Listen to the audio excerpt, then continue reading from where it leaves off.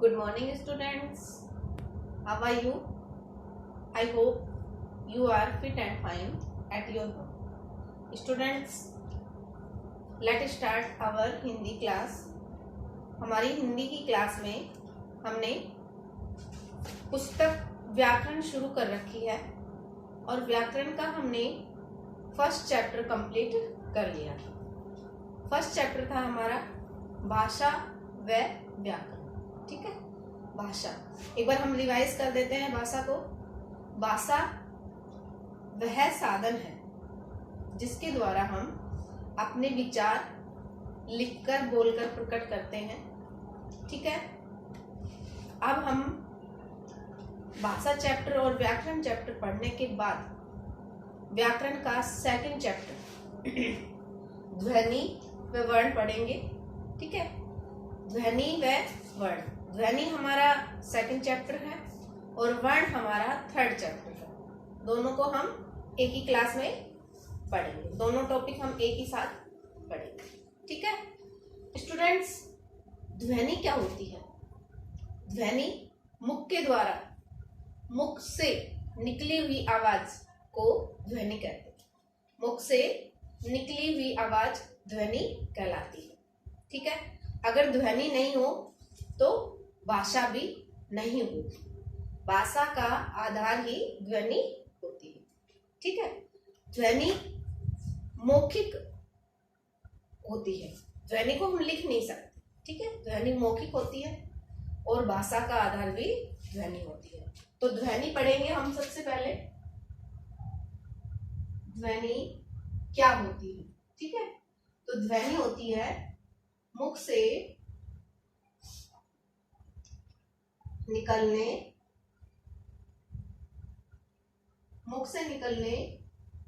वाली आवाज. मुख से निकलने वाली आवाज को ध्वनि कहते हैं. मुख से निकलने वाली आवाज को ध्वनि कहते हैं. हमारे मुख से जो आवाज निकलती है वो ध्वनि होती है. जैसे मैं आपको पढ़ा रही हूँ. ठीक है, अभी मेरे मुख से जो भी बातें निकल रही है वो ध्वनि के माध्यम से निकल रही. ठीक है, और मैं आप तक अपनी बातों को पहुंचा रही हूं, वो एक भाषा हो जाएगी. लेकिन जो बातें मेरे मुख से निकल रही हैं, जो टोन निकल रही है, उसको हम ध्वनि बोलते हैं. ठीक है, ध्वनि भाषा का आधार है. अगर भाषा नहीं होगी तो ध्वनि भी नहीं होगी. ठीक है, ध्वनि मौखिक रूप है.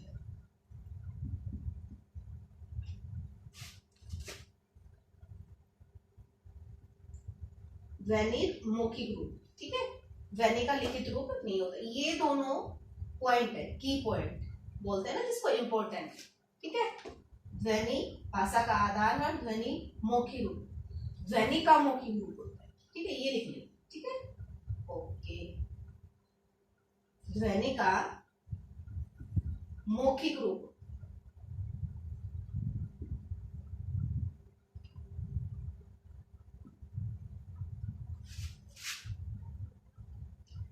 ध्वनि का मौखिक रूप होता है.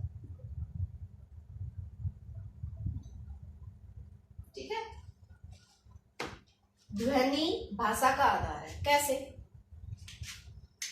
अगर कोई व्यक्ति गूंगा होता है, गूंगा व्यक्ति अपने भाव किस प्रकार प्रकट करेगा? या तो इशारों से प्रकट करेगा या फिर लिखकर करेगा. ठीक है, लेकिन गूंगा व्यक्ति अगर उसके मुख में ध्वनि नहीं है तो वो बोल नहीं सकता. ठीक है, गूंगे उसी प्रकार हो जाते हैं, मुख में ध्वनि नहीं रहती. ठीक है, तो वो गूंगे हो जाते हैं और ध्वनि नहीं होगी तो वो बोल नहीं पाएगा. ठीक है, अगर हम बोले कि गाय, ठीक है, गाय क्या करती है? गाय रंभाती है. ठीक, तो रंभाना वो क्या है? गाय की ध्वनि है और वह ध्वनि ही उस गाय की क्या है? बोली. जानवरों की जो ध्वनि निकलती है वही उनकी बोली होती है। ये एक पॉइंट और लिख लेते हैं। जानवरों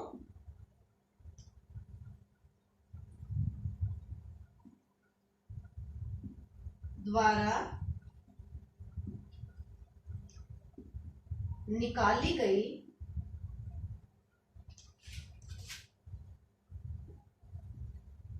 ध्वनि उनकी बोली होती है।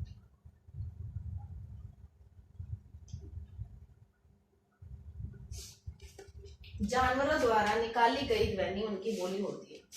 जानवर जो भी ध्वनि निकालते हैं, जैसे कबूतर क्या करता है, गुटल, ठीक है, कोयल कुहू कुहू, ठीक है, तो ये उनकी ध्वनि है, लेकिन उनकी आवाज भी यही है। तो जानवरों की जो ध्वनि होती है वही उनकी आवाज होती है। मनुष्य अपनी बात को दूसरों तक पहुंचाते हैं भाषा के माध्यम से, लेकिन वो भाषा कहाँ से शुरू होती है, ध्वनि से। अगर ध्वनि नहीं हो मुख में तो भाषा भी नहीं होगी। अगर ध्वनि नहीं है तो हम बोल नहीं पाएंगे, ठीक है। ये हमारा ध्वनि का टॉपिक था। इसमें अब हम देखेंगे कि अलग अलग जानवरों अलग अलग ध्वनियां होती, ठीक है, जानवर और ये है उनकी ध्वनि। पहला हम लिख लेते हैं गाय। गाय की ध्वनि क्या होती है, रंभाती, रंभाना, ठीक है। फिर लिखेंगे हम घोड़ा। घोड़ा क्या करता है, हिन हिनाता है।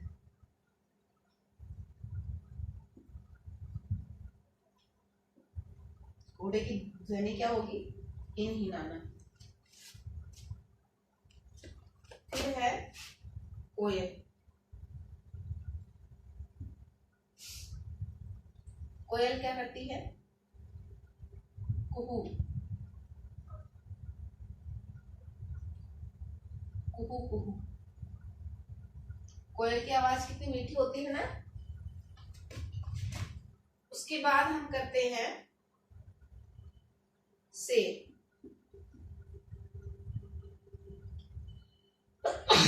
सॉरी, शेर क्या करता है, दहाड़ता है।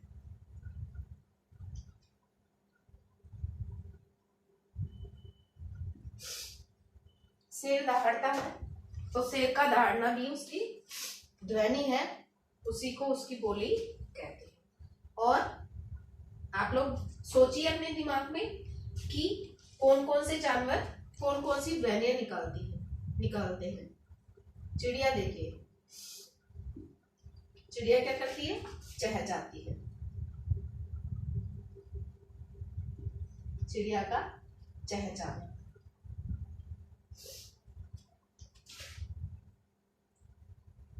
चहचहाना लिखिए।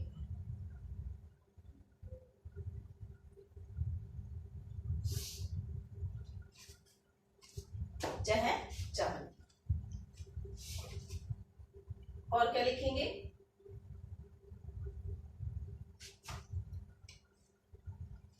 हाथी क्या करता है, हाथी चिंघाड़ता है, चिंघाड़ना।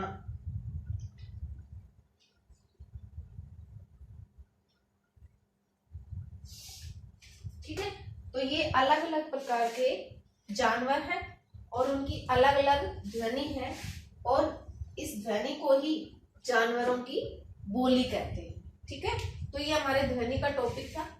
अब ध्वनि के साथ ही हमारा वर्ण टॉपिक जुड़ा हुआ है।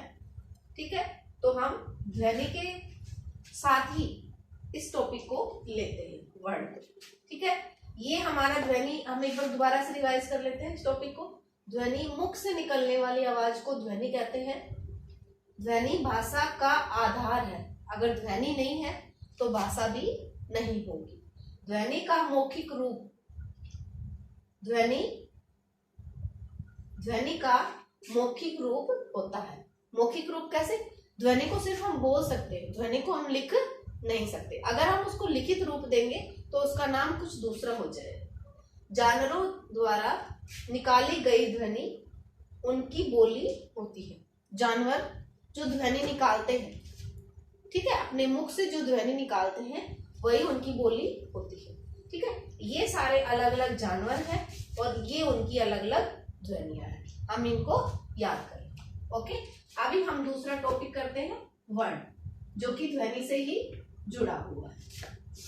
अभी हमने पढ़ा था ध्वनि, ठीक है, ध्वनि मौखिक रूप से होती है और जब उस मौखिक रूप को लिखित रूप देते हैं तो वो किसके माध्यम से देते हैं? वर्णों के माध्यम। ठीक है, तो ध्वनि के उस माध्यम को, लिखित रूप के उस माध्यम को वर्ण कहते हैं। वर्ण की परिभाषा है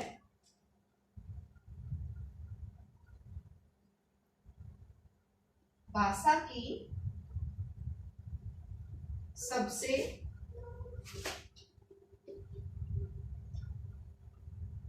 छोटी इकाई,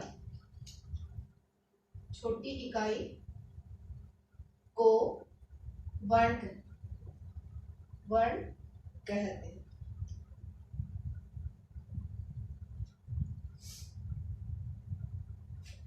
भाषा की सबसे छोटी इकाई को वर्ण कहते हैं। ठीक है, भाषा की सबसे छोटी इकाई क्या होगी?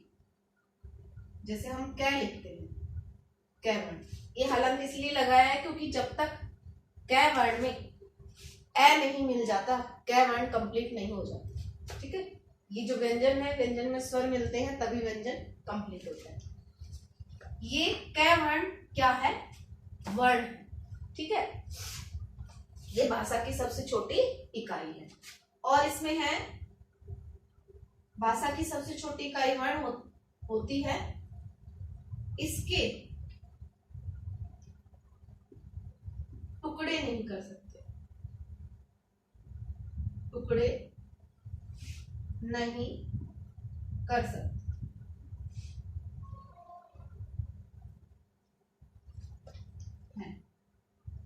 किसके टुकड़े नहीं कर सकते? वर्ण के। क्यों नहीं कर सकते? क्योंकि ये भाषा की सबसे छोटी इकाई है और जो सबसे छोटी इकाई होगी उसके हम टुकड़े नहीं कर सकते। ए वर्ण लिख दिया हमने, अब ए के कोई टुकड़े नहीं होंगे, होते हैं तो बताइए आप? नहीं होते। आ लिखेंगे तो आ के भी कोई टुकड़े नहीं होंगे, कै लिखेंगे कै के भी कोई टुकड़े नहीं होंगे। ठीक है, अगर यहां पर हम कै में ए मिला देते हैं तो कै हमारा कंप्लीट हो जाता है। ठीक है, कै कंप्लीट हो जाता है। अब इस कै के टुकड़े हो सकते हैं, कै और ए। ठीक है, ये हमारे टुकड़े बन गए, लेकिन ये जो कै है हलंत वाला, इसके टुकड़े नहीं हो सकते, तो ये क्या होगा? वर्ण होगा। ठीक है, तो भाषा की सबसे छोटी इकाई को वर्ण कहते हैं। ध्वनि का लिखित रूप ही वर्ण होता है, इसीलिए इसको इसके साथ जोड़ा गया है। ध्वनि का लिखित रूप, ध्वनि का लिखित रूप वर्णों द्वारा होता है।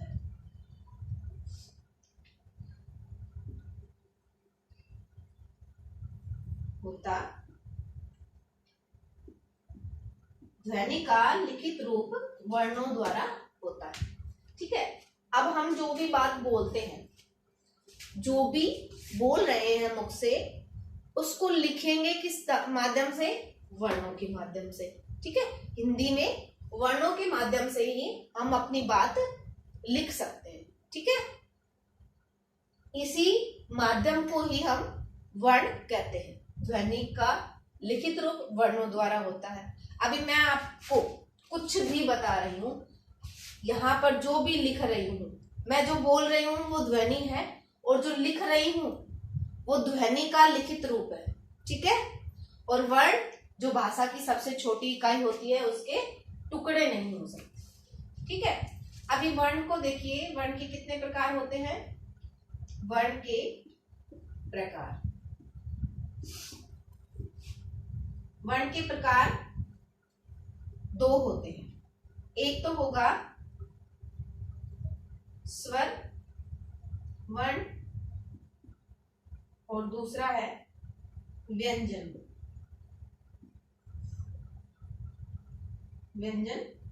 वर्ण।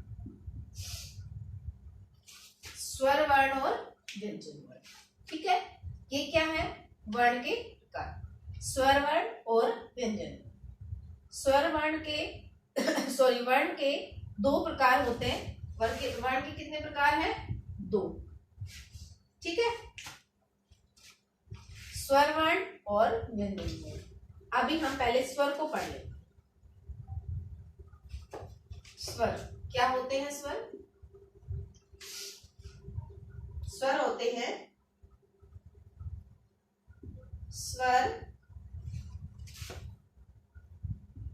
बिना किसी